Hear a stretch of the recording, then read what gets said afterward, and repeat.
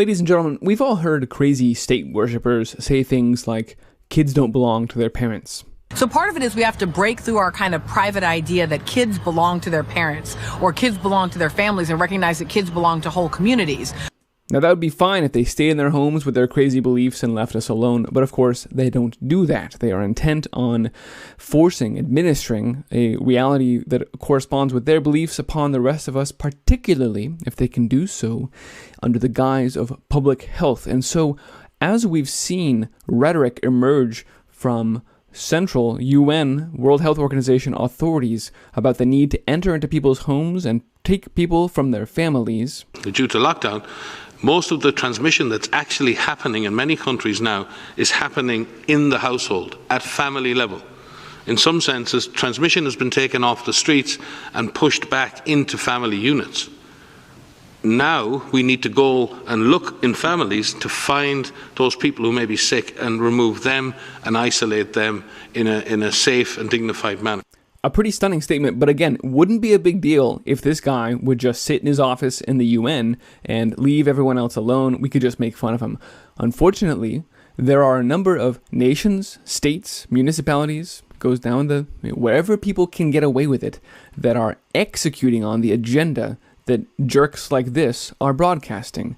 And so people were stunned to hear similar statements echoing from health officials in the days after this guy from Ventura, California. We also realize that as we find more contacts, some of the people we find are going to have trouble being isolated. For instance, if they live in a home where there's only one bathroom and there are 3 or 4 other people living there and those people don't have COVID infection, we're not going to be able to keep the person in that home. Every person who we're isolating, for instance, needs to have their own bathroom. And so we'll be moving people like this into other kinds of housing that we have available.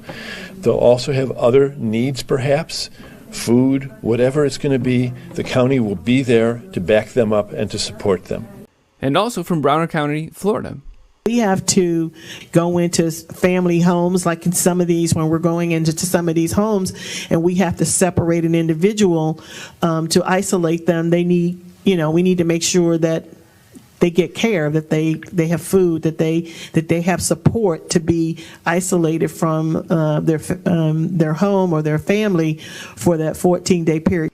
Now, you may have noticed that both of these officials were kind of stumbling through their language there, and in fact, they both used an identical example that some of these isolated individuals, maybe they could use some other help like food, just for example. They both used that same word exactly because, ladies and gentlemen, they are reading from the same script that contains talking points from the World Health Organization, and then it's broadcast out to these municipal people to be read out to start to normalize the total top-down control that is currently being implemented under the guise of public health. And while Ventura County did have to clarify some of those claims the next couple days when people said, you're out of your mind, you're not coming anywhere near my house or my children.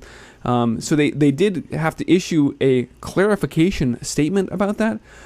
But it doesn't really matter because the whole agenda continues to roll forward. The CDC in the days thereafter still issued new training materials which indicated the same thing, that individuals, especially children, would need to be quarantined away from their parents in the event that someone was diagnosed positive with some of those faulty tests.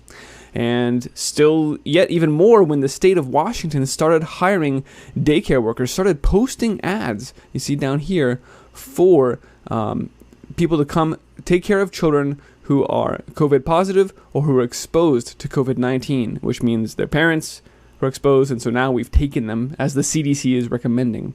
So ladies and gentlemen, as it feels like things are calming down, like we're moving the right way directionally, the fear is subsiding, why is this still rolling out right now where we're still hiring people to be watching children who are being quarantined away from their parents, where the CDC is still issuing fresh guidance about this?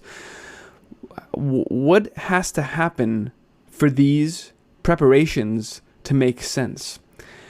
It caught my eye when Fauci and Rand Paul were talking about reopening, and Fauci made some interesting statements. We don't know everything about this virus, and we really better be very careful, particularly when it comes to children. Was that a threat? Because the more and more we learn, we're seeing things about what this virus can do that we didn't see from the studies in China or in Europe. For example, right now, children presenting with COVID-19 who actually have a very strange inflammatory syndrome, very similar to Kawasaki's syndrome. I think we better be careful if we are not cavalier in thinking that children are completely immune to the deleterious effects. Now, whether Fauci is actually suggesting that there will be a second recurrence, pandemic 2, as Bill Gates calls it openly, that will affect children in a disproportionately severe way, that would actually necessitate separating them from their parents. Some of the language we've read today would no longer seem as extreme. We can leave that in the realm of high-octane speculation. We can't really say what they have in store for us. I don't even know that they need a biological agent to achieve that kind of thing. We've seen pretty clearly at this point that all the nanny state needs to take total control is to brainwash their cult of fear, and that's just completely effective. It's stunning. It's disappointing. But one thing we can say is that it would not be the first time that the state has abused its ability to take children from their parents, especially in the context of eliminating political dissidents. In fact, in the Argentinian Dirty War, there were hundreds of children that were taken from the opposition leaders in order to silence them, to get them to stop fighting the government. It's the fastest, one of the most effective ways to silence your political opposition. Either kill them off or take their children. These are the things that hopefully we will never see any of that in the United States. Oh, actually, it's already happened. Governor Kate Brown from Oregon wasted no time in enlisting the support of CPS, Child Protective Services, to help send a strong message to the salon owner who opened her business just last week. When she opened up, her kids were met with a CPS worker in their home who separated the children from their parents and then proceeded to interrogate them. This is a nightmare for any parent, to have the state come and forcibly take someone's child and talk to them without your knowledge. This is disgusting. Governor Brown needs to be removed. So does Inslee. So does Newsom. So does Cuomo. All of these people are absolutely openly tyrants at this point, and we cannot tolerate this, ladies and gentlemen. A lot of this has already been talked about out there. But if, by virtue of this video, there is any child who was kept out of the hands of the state and with their parents where they need to be, then it's absolutely worth having this conversation today. Ladies and gentlemen, I do not like the way that these signs indicate we're going. And that's why we had to talk about it today. Thanks for watching. Please spread the word. If your friends or parents are in, especially one of these states with a very blue governor who seems to be yielding completely to the demands of the totalitarian technocrats, be warned.